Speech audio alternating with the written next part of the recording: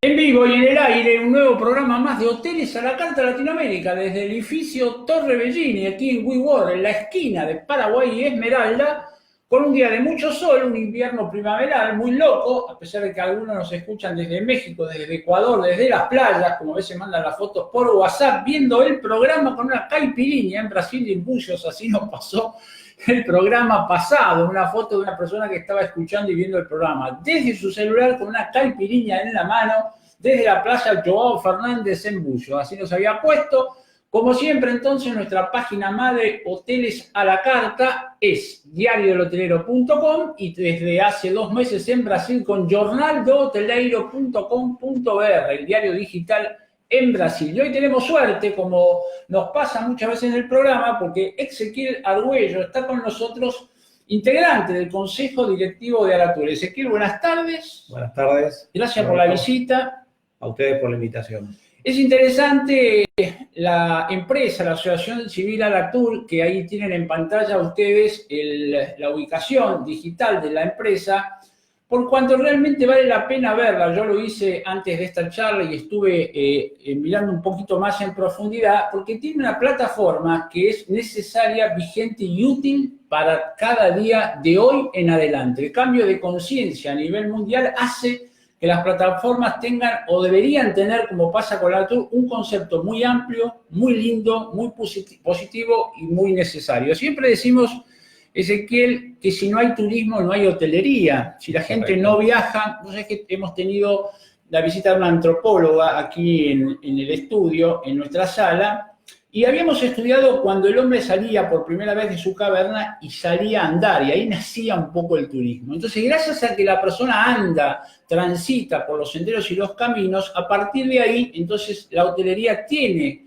la posibilidad de empezar a pensar en una futura rentabilidad. Y Aratur lo que hace es una fuerte presencia en lo que es el turismo rural, que vendría a ser un poco los orígenes del turismo, la base, la esencia, y siempre debatimos acá en el programa si volvemos o no volvemos a las raíces. Parecería que todo el ser humano, con este cambio de conciencia planetaria mundial, vuelve a los orígenes. Han pasado muchos años y realmente hemos perdido el curso, un poco de la historia, hemos perdido el barrilete y parecería que tenemos que volver a las raíces. ¿Cómo es que nace, desde tu punto de vista, el turismo rural? ¿Por qué este vuelco de todos a la esencia? Si siempre existió, lo teníamos olvidados, fue una falta de respeto nuestro. ¿Por qué ahora tanta dedicación al turismo rural que yo aplaudo y bendigo? Porque es realmente una línea de turismo tan necesaria de volver a las raíces, una cuestión que nos hace tan bien a todos, reencontrarnos con nuestras propias esencias. ¿Por qué este cambio crees que puede haber en esta dedicación hacia el turismo rural?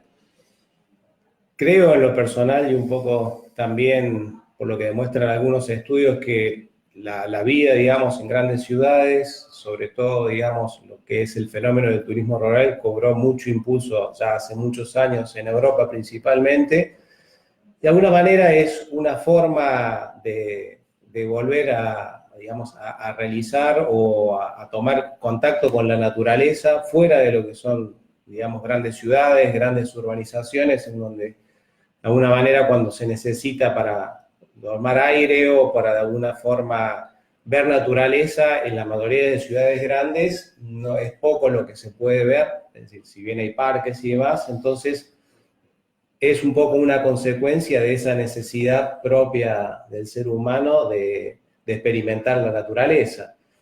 Y de alguna manera el turismo rural da un poco más de autenticidad porque es el involucramiento, digamos, con los pobladores locales, ¿sí?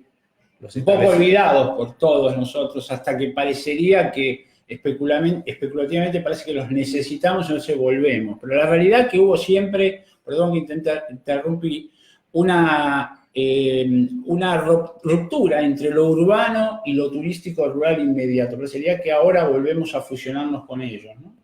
Sí, la búsqueda también de lo que es una experiencia, digamos, interactiva, es decir, en un alojamiento tradicional, en una gran ciudad o digamos, si bien existe el contacto en la naturaleza, pero son estructuras, digamos, hoteleras con determinados condicionantes, con determinadas facilidades que no, digamos, no se está en contacto quizás con lo autóctono del lugar.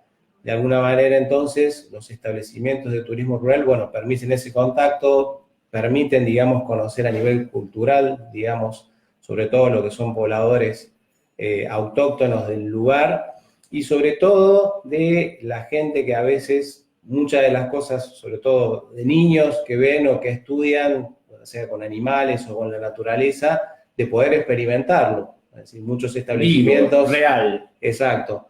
Ofrecen la experiencia de poder decir, bueno, cómo es ordeñar, digamos, una vaca, cómo es, digamos, andar a caballo, conocer, digamos, en nuestro caso, por ejemplo, lo que es el gaucho, o poblaciones indígenas, digamos, que también están bastante olvidadas y que de alguna manera todavía quedan algunos puntos del país. De alguna manera, el turismo rural permite, digamos, el acercamiento a ese tipo de experiencias que, bueno, que, digamos, otras actividades turísticas, digamos, no lo permiten. Sí, yo pienso que uno pensaba respecto del turismo rural, ¿qué voy a hacer? ¿Qué hay para hacer? Estoy en una ciudad y el turismo rural ya a 70 kilómetros, 80 empieza a florecer. Y entonces a lo mejor la hotelería no se relacionaba con el turismo rural porque no había algo que hiciera fuerza, como algo con un ícono que moviera gente, pues estaba cerca de la ciudad y ¿qué voy a hacer? Y ahí empiezan a despertarse primero los grandes prestadores, la gente que realmente tiene conocimiento sobre el tema, en un buen enlace con los propios vaquianos, llamémoslo así, de cada zona. A partir de eso empieza un desarrollo del turismo rural para ofrecer a gente que realmente necesita volver a la esencia y a partir de allí comenzar con la hotelería. ¿Vos ves entonces, Ezequiel, que en estos años fue muy rápido el sacar el velo a esa fuente que teníamos que volver y que dejamos olvidada? Yo veo que nos estamos ya volviendo a involucrar de una manera más fuerte, más intensa. ¿Ha pasado poco tiempo con mucho desarrollo? Yo creo que sí. Todavía no llegamos a los niveles de desarrollo de otros países, como mencionaba, fundamentalmente los países europeos, en donde la actividad de turismo rural, digamos, tiene más afluencia, pero creo que sí, que experimentamos un cambio importante en estos últimos años. Y además, y esto, bueno, tiene que ver con una cuestión demográfica de algunas poblaciones que muchos pobladores, sobre todo gente joven de localidades pequeñas que emigran hacia ciudades más grandes y que en algunos casos, por los motivos que sean, se quedan finalmente, digamos, en su pueblo, en sus pueblos o sus lugares de orígenes. La actividad de turismo rural, junto con lo que son actividades productivas, son complementarias. Entonces, de alguna manera, está el hecho de complementariedad, digamos, de la actividad del turismo rural, y hay emprendimientos que son productivos tanto para actividades de campo como lo es para actividades turísticas. De hecho, inclusive, turismo rural es muy amplio y, por ejemplo, de algo que quizás yo conozco un poquito más por mi afición, digamos, al mundo del vino y ser sommelier y de alguna manera haber estudiado turismo, hoy experimentamos un fenómeno muy importante en la región y en Argentina sobre todo, en donde muchas bodegas y cada vez más se abren al enoturismo. ¿Por qué? Porque de alguna forma tiene innumerables beneficios. La fidelidad, digamos, es en la marca, lo de conocimiento del producto, lo vivencial que decíamos, o sea, experiencia de lo que es de poda, de cosecha y demás. Cada vez más bodegas se abren a tal punto que ya existen bodegas que fueron construidas para poder llevar las dos, la actividad productiva y la actividad turística complementariamente. Es decir, hoy en Mendoza, fundamentalmente, donde está la mayor cantidad de bodegas que ofrecen enoturismo, por ejemplo, la arquitectura, hay un estudio muy conocido de un matrimonio argentino que ha diseñado distintas bodegas, en donde fue pensado, digamos, que el proceso productivo pueda darse de forma paralela con una visita, con una cata. Que no interfieran, que sean complementarias, es clave eso. Exactamente. Entonces, creo que esos son un poco los síntomas, si se quieren, o los indicadores de que la actividad de turismo rural y en sus distintas modalidades, como podría ser lo que mencionaba, lo del enoturismo, cada vez se están, digamos, abriendo más porque, bueno, constituye, digamos, una forma más en la que la gente, digamos, pueda acercarse a destinos que a lo mejor hasta inclusive no tenía pensados. O sea, de alguna manera son programas de fin de semana, lo que son festivales gastronómicos, que cada vez son más, y bueno, y constituyen de alguna forma manifestaciones propias de lo que sería el turismo rural.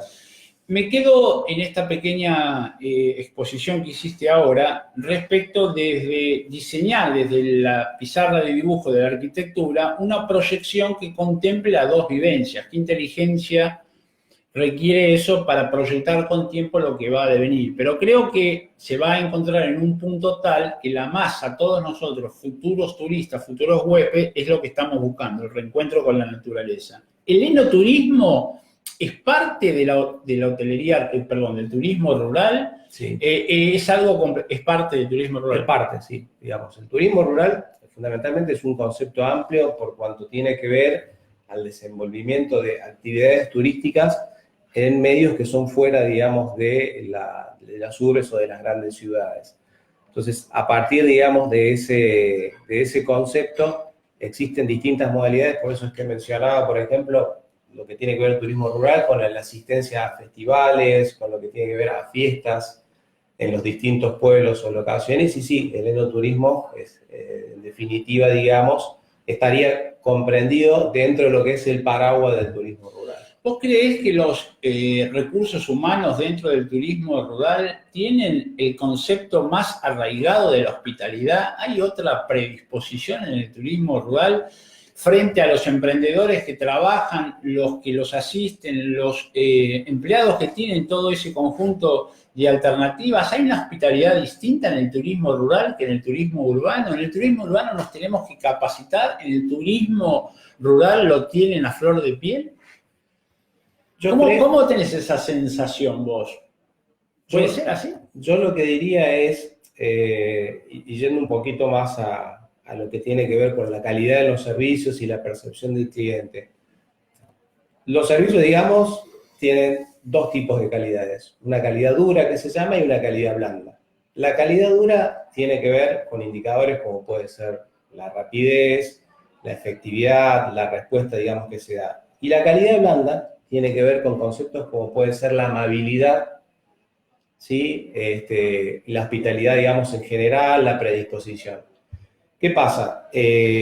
Para que un servicio, digamos, el concepto de calidad global sea percibido, digamos, como tal, y yo pueda dar una valoración favorable o positiva, necesito las dos componentes, ¿sí? Es decir, llevado un ejemplo concreto, un recepcionista que es muy rápido, que me hace el check-in en un tiempo récord, pero que no me saluda, que no me mira a la cara. La parte blanda, se me parece. Exactamente. Y, digamos, en definitiva, mi percepción hacia eso no va a ser una valoración tan favorable como si, además de saludarme, darme los buenos días, y hacer la registración de manera efectiva, ¿sí? Ahí, digamos, podría decir, yo necesito las dos componentes. Yendo a la consulta que vos me decís, el turismo rural, en mi opinión y demás, como muchos de los alojamientos de turismo rural, la gente, digamos, comienza como emprendedor, son autodidactas, digamos, y en general no hay un plan de formación concreto, un background en atención en servicios. ¿Qué pasa? Se trata de compensar con lo que podría ser la parte blanda del servicio, la otra, digamos, es decir, la rapidez, el hecho de tener los medios, por ejemplo, para hacer, o sea, de nada me vale, digamos, que yo a veces, uno pueda llamar, digamos, a un lugar y la persona, digamos, a veces no hasta sabe cómo llevar el llamado telefónico para tomar la reserva, o sea, qué datos pedir, a dónde anotar, cómo hacerlo, cómo llevar, digamos, todo un proceso marcado. Entonces creo que en el turismo rural, de alguna manera, hace falta, digamos, por lo menos, donde estamos, donde en nuestro país, un poco más la parte dura, ¿sí? Si se quiere de alguna manera, digamos, no se puede compensar del todo con amabilidad la falta de efectividad en la prestación del servicio. Entonces, de alguna manera, es mi opinión personal. Está muy bien explicado veo, y viene muy bien tu explicación. Claro. Falta, digamos, capacitarse en eso que, digamos, tiene que ver con la parte dura, si se quiere, de la percepción o de los factores de calidad duro del servicio. Una vez que eso, digamos, se empieza a mejorar, o sea, hay más predisposición a veces en los emprendimientos a capacitarse, pero bueno, eso lleva tiempo. Existe también un paréntesis que me parece oportuno mencionar, es la mayoría de los emprendimientos y lo que tiene que ver por lo menos con alojamientos rurales son emprendimientos familiares, donde existe una cuestión de roles, en donde, y a veces es complicado lidiar con los roles, si quien me está hablando es un familiar mío, es el responsable operativo, entonces, ¿qué pasa? Los emprendimientos a veces familiares se prevalece, por ejemplo, el invertir a lo mejor en infraestructura, pero se deja un poco más de lado la parte de la capacitación. Y la verdad que tener las mejores instalaciones, pero si después no sé cómo utilizarlas o no les doy el uso correcto, es lo mismo que no tenerlo. O sea, hay ejemplos concretos, hay, por ejemplo, una localidad, no vamos a decir el nombre. Me gustaría saber, pero bueno, aguantamos. Pero que está vinculada, digamos, al termalismo, en donde hicieron una inversión muy grande, digamos, en un equipo, en una ducha, ¿sí? Para un tratamiento, y la cual hoy no se utiliza porque no hay gente para utilizarla. ¿Se entiende? Entonces, bueno, eso tiene que ver, digamos, también un poco a veces con las prioridades en cuanto a inversión. Es decir, que muchas veces en los emprendimientos prevalece a veces el tema de decir, bueno, invierto solo en infraestructura, pero la capacitación se deja un poco más de lado. Y para tratar de dar un servicio, digamos, en donde, como mencionaba antes, los factores duros y blandos de la prestación se puedan notar, hace falta capacitación, que entiendo que es algo que es necesario, digamos, para poder dar una mejor prestación y para tener inclusive influencia de más turistas. O sea, si se puede, cuento un ejemplo. Vale, dando una capacitación para el Ministerio de Turismo hace ya un tiempo, ¿sí? Todo lo que tiene que ver con calidad de atención al servicio. Me decían en una localidad que ellos ofrecen platos regionales. Esos platos regionales llevan un proceso de elaboración que no permite que haya precocidos o que haya un proceso previo para adelantarlo, exactamente. Entonces, la gente se sentaba y se iba porque no querían esperar más. Ahora bien, bueno, ahí es donde creo que se debe atacar, digamos, con formación, digamos, de alguna manera capacitándose, por ejemplo, lo que es la venta cruzada, que se llama. Es decir, si yo ofrezco platos regionales que sé que van a llevar un tiempo de elaboración de 45 minutos, ofrezco un aperitivo, ofrezco una copa de bienvenida, les cuento cómo es el proceso. Pero bueno, para eso implica que quien está atendiendo al comensal lo sepa antes. Lo sepa, digamos, antes. Hablar el idioma de la persona puede sonar a muy básico, pero el tema de, digamos, tener personal mínimamente bilingüe, porque yo ya creo que hoy bilingüe, digamos, en algunos destinos es poco. Yo creo que se deben dominar más idiomas. Entonces, claro, difícilmente ese establecimiento atendiendo extranjeros, digamos, va a ser exitoso, pero por una cuestión, como decía, de idiosincrasia local. Claro. De idiosincrasia local, de formación o de capacitación. ¿Sí? Vos sabés, Ezequiel, que mencionás la palabra capacitación, la mencionamos nosotros en el programa y siempre hablamos de lo mismo. Es una palabra un poco que es una muletilla, es una palabra que está bastardeada, es una palabra que está en todos los digestos normativos, está por todos lados, la usaron bien, mal y de todas maneras. Y yo a veces estoy en el medio de la palabra capacitación, porque la capacitación requiere, primero, de un contenido que sea identificado con mucha anticipación para quien van a ser los usuarios y receptores, y después también requiere de un factor humano especial que lo transmita. Correcto. Entonces, a veces me desdibujo yo mismo con la capacitación, porque parecería que es el comodín para solucionar cualquier cosa, y muchas veces no lo es. Vos fijate los detalles, las perlitas que contaban, que son ciertas, y muchas veces si la capacitación es la profilaxis o la prevención necesaria para no pisar el palito, y después no hay tiempo, como dice mi socio siempre, para una segunda buena oportunidad. La persona que se fue a comer un plato regional y quería hacer una degustación especial, esperó 50 minutos y se levantó antes y otra vez no viene. Salvo que en esos 50 minutos se le dé una linda clase de cómo se hacen los platos regionales, se le explique de dónde viene la trazabilidad de la materia prima, cómo se hace, eso tendría sentido.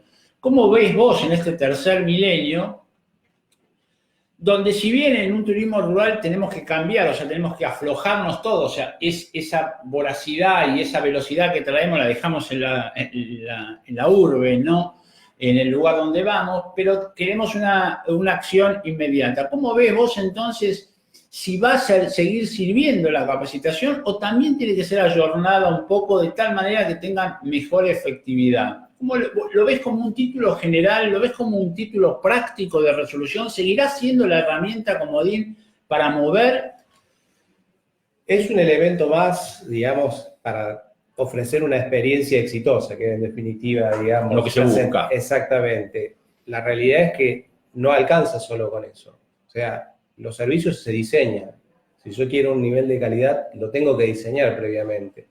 Para diseñar implica, digamos, bueno, conocer el servicio que quiero ofrecer, determinar una serie de estándares y procedimientos que quiero que estén en ese servicio. Es decir, las empresas de servicios más exitosas y vinculadas a la hotelería tienen manuales de estándares y procedimientos.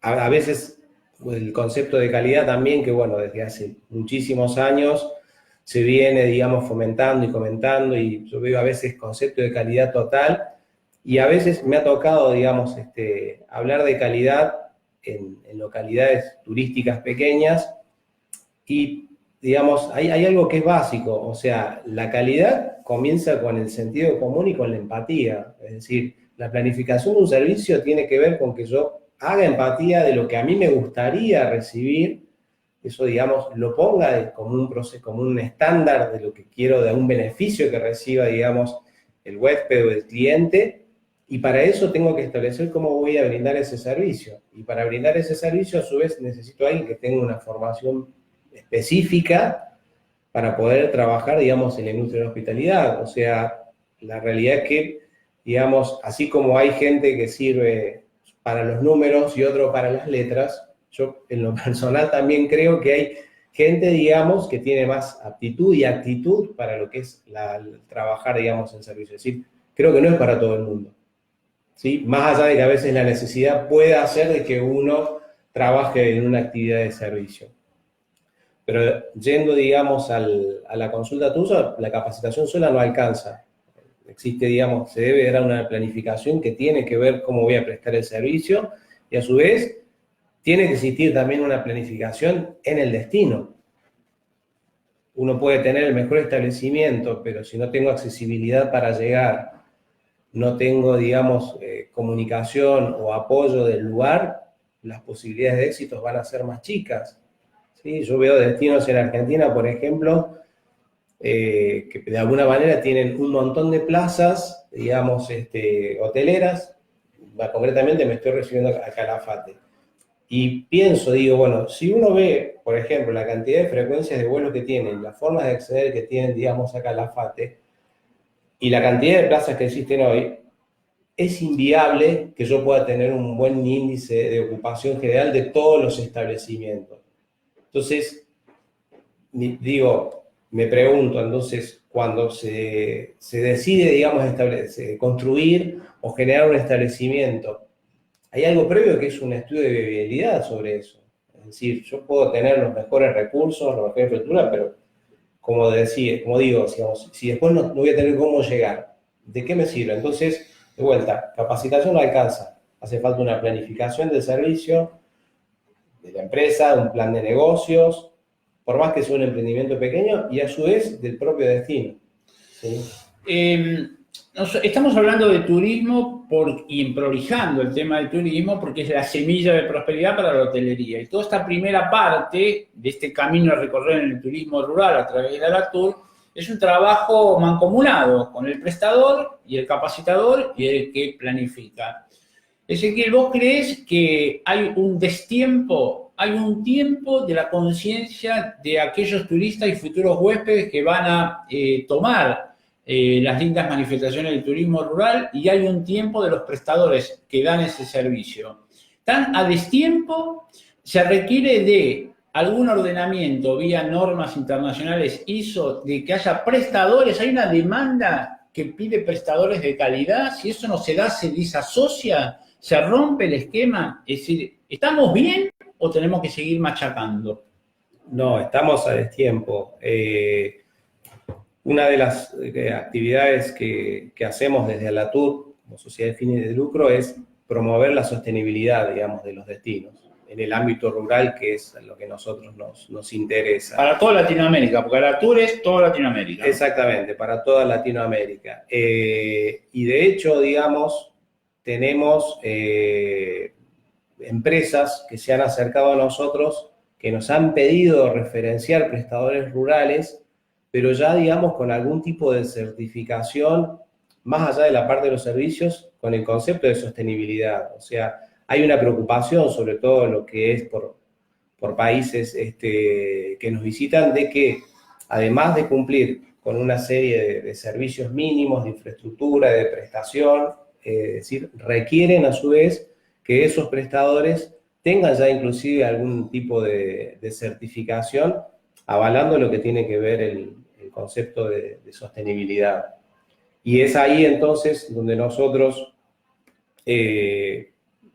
digamos, promoviendo un poco lo que es el concepto, adherimos a Pacto Global de las Naciones Unidas, a la Agenda, digamos, 2015-2030, somos miembros, y a su vez estamos también empezando a fomentar lo que es una certificación en temas de sostenibilidad y que está, digamos, apoyada en lo que son los objetivos de desarrollo sostenible, que hoy, digamos, de alguna manera muchas empresas están empezando a adherir, empresas turísticas, digamos, también, y bueno, falta, digamos, o sea, recién empezamos a caminar, por lo menos en lo que es prestadores de turismo rural, en tener algún tipo o norma de certificación requerida ya por el propio huésped, es decir, ya más allá de factores, como decía antes, inclusive hasta el precio, hay gente, digamos, que procura o busca comprar programas turísticos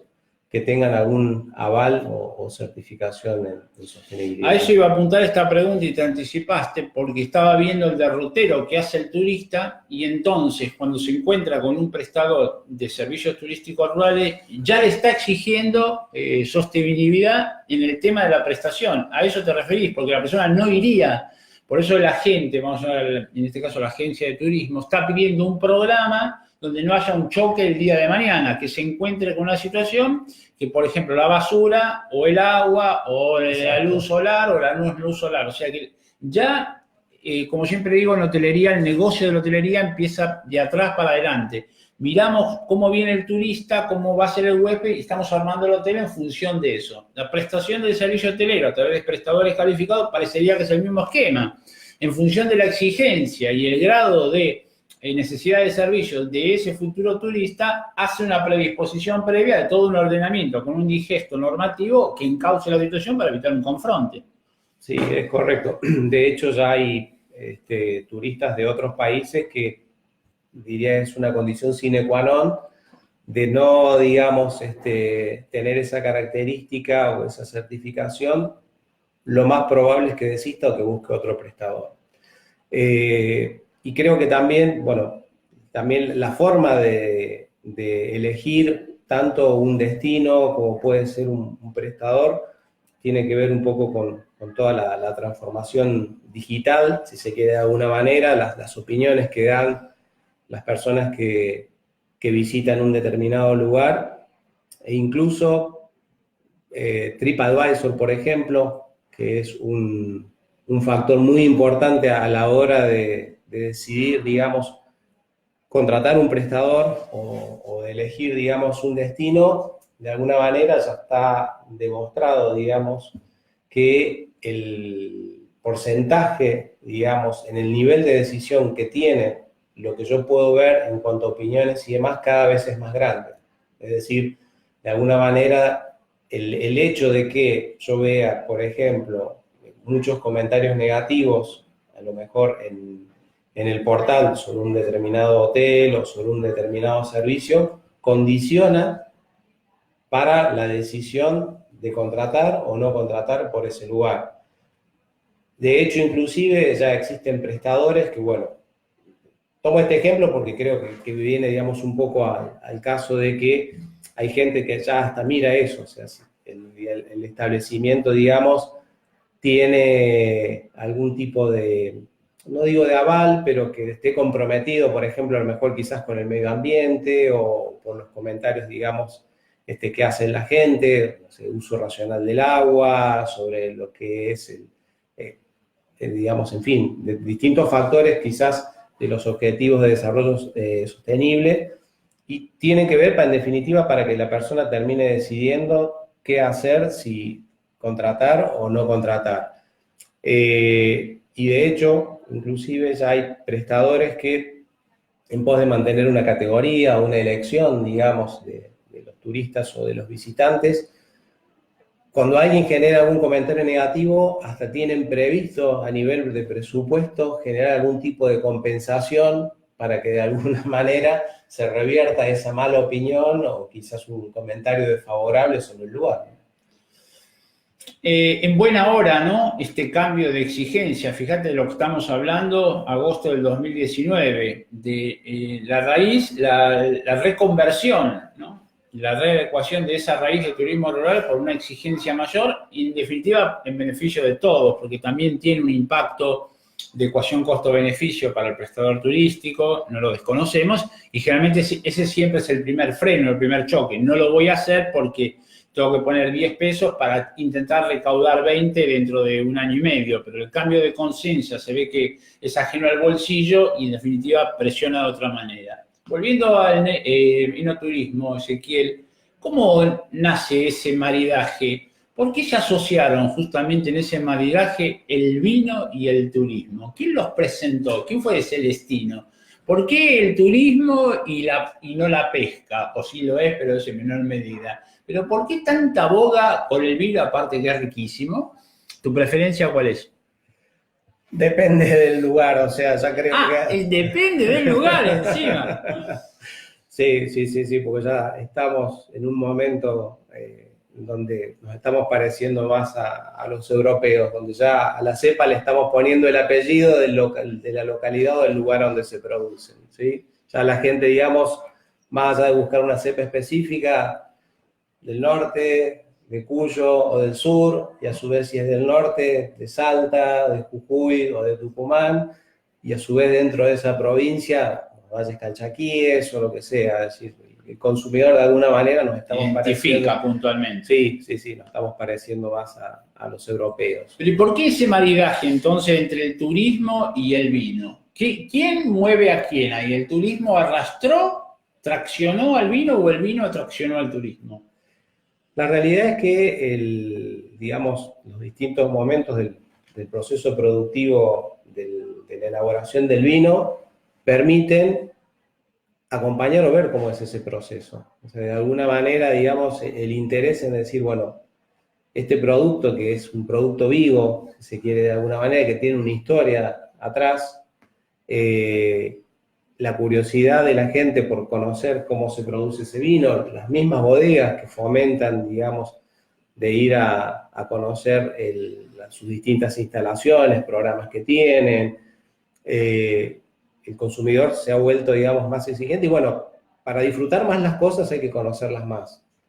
Entonces... Buen axioma ese. Exactamente. Entonces, a partir de la proliferación de cursos de degustación, de nivel inicial, de nivel intermedio, de nivel avanzado, la misma profesionalización de lo que tiene que ver el vino, más allá de la figura del enólogo, que es quien elabora el vino, del sommelier, que es un comunicador, en definitiva, digamos, es el nexo entre la bodega y lo que son los consumidores, digamos, son lo que generan la curiosidad para que la gente se acerque a estos lugares. Además, hay que tener en cuenta en el entorno en donde se producen estos productos. O sea, si vemos, por ejemplo, lo que es en la región de Cuyo, donde se producen la mayor cantidad de productos, todo el entorno que tienen atrás, todas las actividades que se pueden llegar a realizar. Las actividades en la bodega pueden constituir o son una atracción más Claro. si yo planifico un viaje a esos destinos. Claro. De hecho, digamos, se han elaborado matrices con distintas actividades que se pueden realizar en distintos puntos donde se producen vino y además de lo propio que se pueda realizar en la bodega, eso se complementa con lo que puede ser turismo aventura, con lo que puede ser Claro. trekking, con lo que puede ser alojarse, digamos, y experimentar un programa enogastronómico probando, digamos, platos regionales con los vinos que produce la bodega, es decir, resulta muy atractivo. Y de esa curiosidad, digamos, es que de alguna manera el enoturismo cada vez hay más gente, digamos, que se desplaza a los destinos de producción cuya motivación principal es el conocimiento de la elaboración del vino.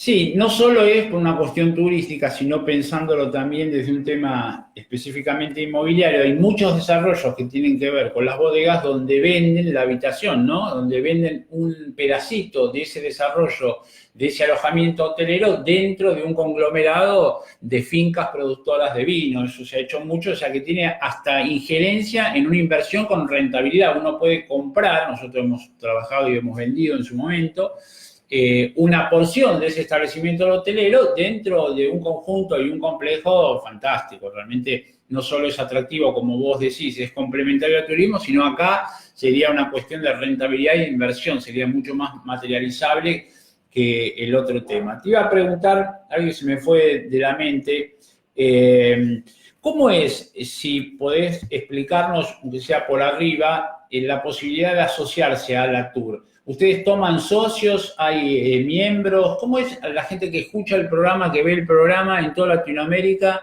¿Tienen diferentes filiales en otras partes de Latinoamérica? ¿Cómo es para aportar, para ayudar? Brevemente cuento un poquito cómo nace ALATUR. Es una asociación sin fines de lucro que ya está por cumplir casi 8 años. Originalmente se constituyó por egresados del posgrado de Turismo Rural de la UBA, Bien. de la Facultad de Ciencias Agrarias, o sea, los fundadores de la asociación son egresados de allí. Yo soy excepción. ¿De otro lado? Yo soy de otro lado, digamos. No realicé el posgrado de la UBA. Pero básicamente la gente se puede asociar, existe, digamos, una cuota en la que se puede acceder a distintos servicios. Tenemos un portal que es www.alatur.org, en donde, digamos, está descrito un poco las actividades que venimos realizando, que tienen que ver, digamos, con capacitación. ¿Ustedes dan esa capacitación de la que hablábamos? Sí, bien. Nosotros tenemos, digamos, dentro de nuestros servicios lo que es la parte de formación y de capacitación en distintos aspectos vinculados a la actividad turística.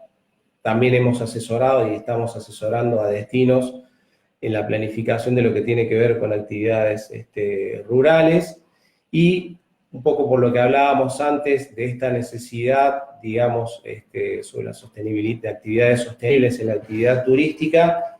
Hemos recientemente realizado un acuerdo con la Fundación Plan 21, representantes de Biosphere. Biosphere es una certificación internacional del Instituto de Turismo Responsable Español, mediante la cual, digamos, ofrece un abanico de distintas categorías en donde se puede certificar, digamos, desde un destino turístico, una ruta turística, un prestador, etcétera. Y de alguna manera creemos que, y para ser coherentes con las acciones que promovemos de actividades sostenibles, de ofrecer o de brindar la posibilidad de que los prestadores se puedan certificar. El proceso para los prestadores individuales o emprendedores es sencillo, en general, se puede hacer inclusive todo hasta por un portal. Con licencia internacional esa certificación. Exactamente, Bien. Es una licencia internacional, eso además de dar la posibilidad de estar en un catálogo concretamente a donde se mencionan prestadores certificados. Ayuda mucho a la venta, obviamente. Obviamente ayuda a la venta y a su vez después con todo lo que tiene que ver con incentivos, digamos, para mejorar procesos productivos y demás, permiten acceder a tipos de algunos financiamientos internacionales. que es otro de los servicios que ya viene ofreciendo Latour y que es, digamos, el asesoramiento a pequeñas y medianas empresas para acceder a distintas condiciones de financiamiento de sus emprendimientos, ya sea con lo que tiene que ver con la tramitación ante organismos o ante actividades bancarias. Me acordé lo que te iba a preguntar antes, si conocías en enoturismo o si existen ya prestadores certificados en enoturismo. En Argentina todavía no, o sea, por lo menos no con la certificación que nosotros estamos promoviendo. A ver. Porque empezó hace bastante el enoturismo, algunos ya había que despuntar, ¿no? Sí, a ver, digamos, no con la certificación de Biosphere. Sí existen bodegas que tienen certificado, por ejemplo, el proceso de producción como orgánico, más recientemente todo lo que es las prácticas biodinámicas, es un escalón más allá del orgánico, en donde además de, digamos, fomentar digamos, el no uso de productos químicos, se siguen ciclos de la naturaleza para la producción, buscando un equilibrio, digamos, que digamos, se vea el viñedo, digamos, como un todo, si se quiere. Hay bodegas, repito, que están certificadas en lo que tiene que ver con procesos orgánicos o biodinámicos, pero aún no hay, digamos, todavía con certificaciones como esta, digamos, internacional. Argentina, no, mejor dicho, repregunto, Latinoamérica, respecto de Europa, ¿importamos o exportamos conocimiento de turismo rural? ¿Somos hacedores de normas de turismo rural o tenemos que importarlas? Importamos. Importamos. Sí. ¿Y Argentina respecto de Latinoamérica, traemos o mandamos? Nosotros, o sea, en Argentina estamos tratando de promover en la región. Brasil, por ahí, digamos, está un poquitito, un escalón en algunos sectores y en algunas áreas más avanzado que nosotros. O sea, como que existe, digamos, existen mayores cantidades de iniciativas en procesos de certificación. Pero bueno, creo que, digamos, tanto ellos como nosotros y como el resto de los países estamos todavía lejos de lo que puede ser el mercado europeo, que quizás llevan la delantera en este tipo de procesos. ¿Cómo, antes de hacer un pequeño descanso, vamos a leer una gacetilla de Bariloche a la carta, próximo evento que se va a hacer, pero ¿cómo ves, si se puede saber, ¿no? Yo, porque siempre miro la parte numérica, la escala de expansión, la progresión exponencial que puede haber entre la demanda, gente que va a demandar una prestación de servicio turístico rural certificado y los prestadores que se sumen? Exponencialmente, me parece que la demanda va a correr más rápido que la prestación del servicio. Hoy sí, porque de hecho ya hay, digamos, hay operadores turísticos que quieren trabajar con prestadores certificados y no los hay. Entonces... O sea, que primero se empieza, van a tener un nicho diferencial, producto que van a tomar la mayor parte de la demanda, teóricamente. Ser los primeros casos de éxitos va a redundar en mayores beneficios y en el tener menos competencia. Bien, dejamos descansar a Ezequiel 5 minutos, nada más que 5 minutos. Okay. Recordamos nuestro mail de contacto para que escriban hotelesalacarta@diariodelotelero.com.ar. Y la gente de Bariloche, que está organizando un evento que ya lleva varias temporadas, nos envía una gacetilla de prensa que dice que en octubre de este año llega la 6ª edición de Bariloche a la carta. ¿Sabías vos de este evento? La verdad que no.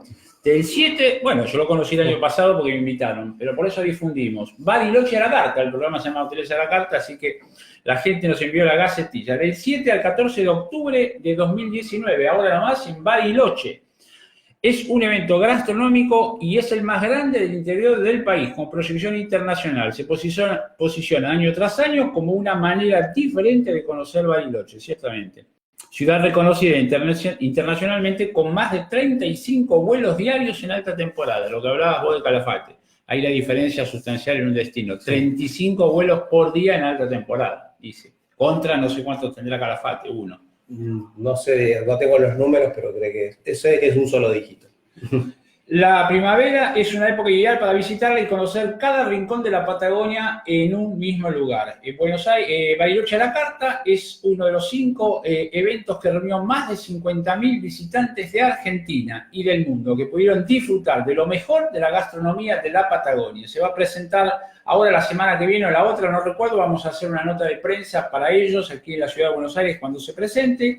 Y dice lo siguiente: del 11 al 13 de octubre, feria gastronómica en el Centro Cívico de la ciudad con entrada libre y gratuita. Lo mejor de la ruta gastronómica patagónica, los productos emblemáticos y la ruta del vino en 2.500 metros cuadrados. El vino patagónico estará presente. Todo frente a la mejor vista del lago Nahuel Huapi. Precios promocionales en más de 80 establecimientos gastronómicos que brindan propuestas variadas y de excelente calidad, tanto a mediodía como de noche. ¿Habrá prestadores de turismo rural certificados en Bariloche? No creo, ¿no? Con esta movida no. Se puede descargar la tarjeta de beneficios en Bariloche a la Carta desde la web barilochealacarta.com o retirarla en los puntos de distribución durante la semana. 40 catas y degustaciones en diversos productos de manera gratuita y con previa inscripción. Bueno, aquí está entonces la gacetilla de prensa, después nosotros la difundimos en el diario del hotelero de Bariloche a la Carta, que organiza la Asociación Empresaria Hotelera Gastronómica de Bariloche, con el apoyo del CFI, FEGRA, Gobierno de la provincia de Río Negro, Emprotur, municipio de San Carlos de Bariloche y el aporte de numerosas empresas privadas. Agradecemos entonces a Mariana Cebrero, que nos envió la gacetilla de prensa, y con gusto estaremos en el Jardín Japonés, aquí en la ciudad de Buenos Aires, donde se va a hacer la presentación, creo que la semana que viene. Estoy invitado, pero no me acuerdo qué fecha. Y también, si ustedes ingresan a inmueblesyhoteles.com, la página inmobiliaria del diario del hotelero, les recomendamos como inversión destacada. ¿Te gusta invertir en hotelería? Porque te vendemos algo enseguida. Te podemos financiar, no hay problema. No, ahora si hay ahora 12. No, tenemos mañana 24. ¡Apa! No, ahora 12, mañana 24.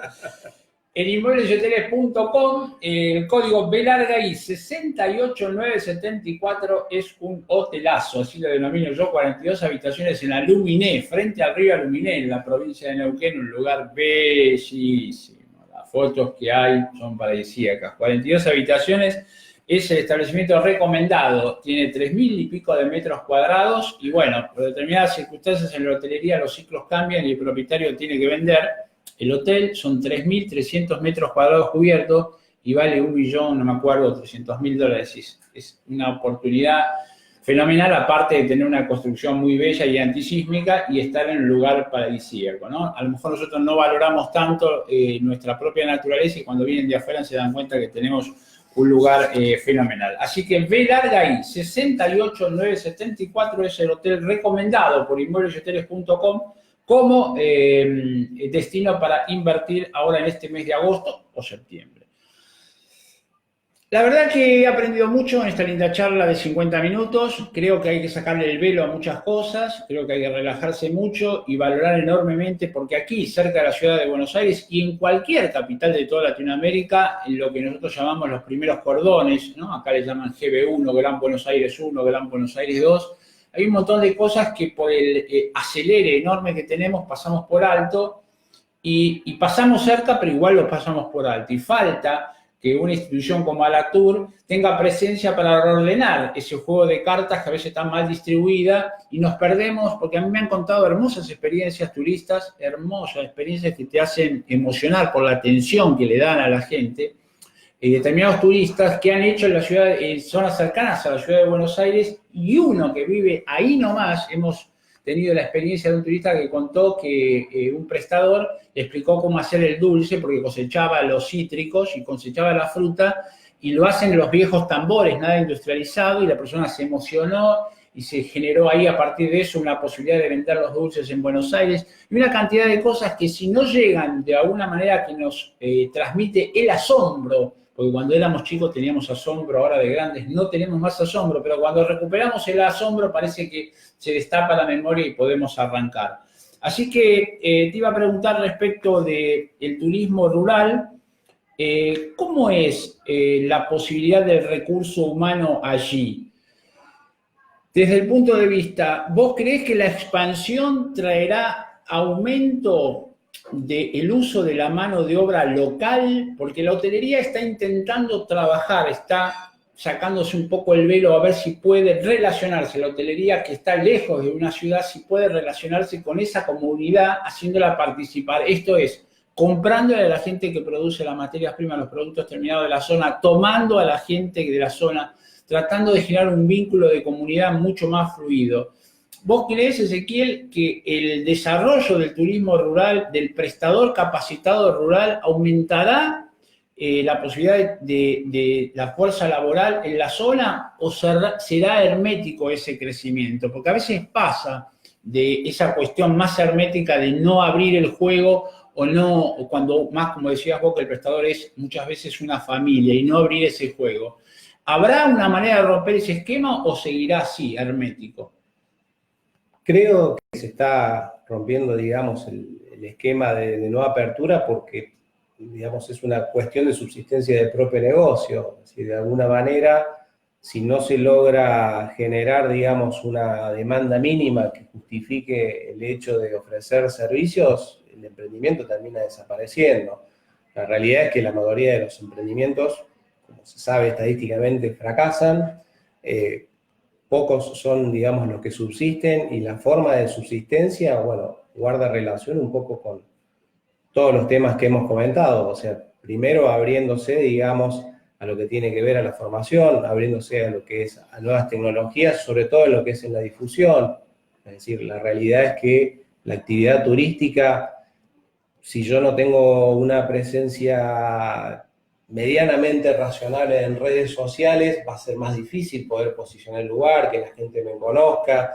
Es decir, los emprendimientos tienen que ganarse un lugar en la web, eso lleva un trabajo, lleva, digamos, de tecnología, y es la única forma, digamos, o la principal para darse a conocer. Muchos emprendimientos, perdón, tienen, digamos, clientes quizás a lo mejor de paso o por recomendación, el boca a boca. Eso funciona y va a seguir funcionando y de hecho la recomendación de un amigo es la mejor. Pero uno no tiene 1.000.000 de amigos, aunque quisiera tenerlas. Y la realidad, no, salvo el día de cumpleaños. Salvo el día de cumpleaños. Y la forma de poder llegar a más gente es abriéndose a lo que es a la tecnología, buscando la difusión, tratando de ofrecer un servicio, digamos, con algún valor añadido puntual, que puede ser inclusive hasta una propia receta familiar, por ejemplo, la elaboración de un producto, que eso valoran muchos los turistas, pero, digamos, hay una apertura poco a poco porque es una exigencia propia del mercado. Lo que yo les comentaba, digamos, de que ya hay, sobre todo lo que tiene que ver con el turismo receptivo, que busca experiencias rurales en Argentina, que busca prestadores certificados en sostenibilidad. Es decir, de alguna manera, esos son indicadores de que si no se, antes o después, se busca, digamos, tener, en este caso, el tema de la certificación para que después, a su vez, alguien lo pueda contratar y pueda ofrecer, digamos, el servicio, va a ser muy difícil que pueda subsistir. Y bueno, y la propia vida de seguir abierto, de cerrar las puertas, está condicionada a eso. Además, y un concepto más, digamos, que comento, es decir, la mayoría de los destinos que tenemos en Argentina tienen una alta estacionalidad. Y esa misma estacionalidad es la que, digamos, por distintos medios o con distintos planes de promoción, con feriados, con puentes o lo que sea, se busca, digamos, prolongar para que se acorten más los tiempos, para que haya más motivos para que la gente viaje más a distintos destinos. Para conseguir, digamos, eso también tiene que ver, digamos, con el hecho de generar actividades también que sean atractivas fuera de temporada. Ocurre muchos destinos estivales que solo ofrecen, digamos, prestaciones que tienen que ver para cuando hace calor y demás, pero si uno quiere ofrecer, digamos, el mismo lugar, o sea, ofrecer sus instalaciones y no tiene, digamos, una oferta de otro tipo de actividades, va a ser muy difícil, digamos, que pueda llegar a acercarse la gente. Eso se ve en el interior. Un ejemplo concreto que yo a veces siempre, para mí es claro, por ejemplo, en localidades, una vez me pasó en el interior, de prestadores que me decían, no, pero bueno, nosotros queremos captar parejas con chicos en invierno. Entonces, yendo a lo que decía antes del sentido común, pregunté, digamos, bueno, ¿cuántos tienen la figura del recreador? O de una persona, digamos, que De está animación. en ninguno. ¿Quieren gente con chicos chicos? ¿Alguno tiene un espacio como pudiera ser para las grandes ciudades que están acostumbrados? Día que llueve más un pelotero, ninguno. Entonces, de alguna manera hay que también usar la creatividad, inclusive en ofrecer, digamos, otro tipo de servicios, porque es la única manera en la que se va a poder conseguir, digamos, ofrecer y que sea atractivo fuera de temporada. Alatur está desde México a Argentina, toda Latinoamérica. Sí. Dentro de esa sumatoria de países, ¿hay alguno que tenga en forma destacada, independientemente del mayor conocimiento que mencionaste de Brasil, alguna ventaja comparativa fuerte respecto de otros en cuanto a paisaje, gente? ¿Alguno que se destaca donde uno pueda pensar que en Colombia, en Ecuador, por decirlo con Galápagos o con el destino internacional, ¿hay algún país con una ventaja, inclusive nosotros, comparativa fuerte para el turismo rural? Nosotros tenemos un representante, un miembro, digamos, de Alatur que nos representa en Colombia actualmente y que está trabajando, digamos, con el gobierno en el tema del fomento y la difusión de una ruta turística que tiene que ver con actividades de turismo rural y de alguna manera, bueno, no da el tiempo para contar, digamos, mucho sobre el proyecto, pero por lo menos, digamos, lo que se ha conseguido, digamos, en ese caso es un apoyo bastante importante a nivel de gobierno, una confluencia también con los prestadores, o sea, de alguna manera es como que se está logrando, digamos, una dinámica de participación de todo el conjunto, tanto de prestadores como de localidades turísticos en esta ruta. No sabría decir si más avanzado, sí creo que es una iniciativa, digamos, que por lo menos aquí en Argentina, si bien se están encarando, pero es más incipiente las actividades que se están realizando. ¿Sí? Iba a hacer otra pregunta y se me fue. Bueno, a ver si la puedo recordar. Se me fue lo que iba a hacer. Bueno, era interesante la pregunta, pero se me fue. Ezequiel, gracias por estar, gracias por el conocimiento, la predisposición, la calidad profesional también y los conceptos, porque a partir de tu información y de tu conocimiento uno desata algoritmos en la cabeza que ayudan más y la persona que escucha también ayuda más a alinearse, entonarse un poco con el cambio que es necesario, que ya está vigente para todos y que es parte de la vida cotidiana y del turismo rural que a mí me fascina. La verdad que la pregunta estaba relacionada si, ya me la acuerdo, si la persona que hace turismo rural vuelve o el turismo rural es una explosión de un asombro momentáneo y después no volvemos. Vamos a un destino de turismo rural y volvemos, tenemos reincidencia o nos llenamos con la primera visita. ¿Qué pensás conceptualmente? Yo conozco muchos destinos en donde tiene gente que es muy repitente. O sea, de alguna manera, el turismo rural, sobre todo, digamos, un poco por el hecho de que hay distintas motivaciones para volver. O sea, puedo volver para un evento determinado, para una fiesta, puedo volver, digamos, para hacer una escapada. De alguna manera, creo que hay motivaciones que ayudan a que esa persona vuelva a ese destino. Existen rutas, digamos, o circuitos turísticos que de alguna manera a veces no se pueden cubrir en un solo viaje, claro, y de alguna manera la idea es volver para terminar esa ruta. Y además de eso, que bueno, por la extensión de nuestro país, por la diversidad que tenemos, tanto climatológicos como de actividades, en fin, existen innumerables lugares a los que se puede, digamos, ir y que tienen un sello distintivo. O sea, de alguna manera el turismo rural aporta esa cuota diferencial de la gente de ese lugar que es distinta a todo el resto. O sea, las experiencias son todas totalmente distintas porque la hacen gente, digamos, con idiosincrasias, con principios, con costumbres diferentes. Entonces, yo considero que hay, es decir, en general la persona que gusta del turismo rural es de volver al mismo destino.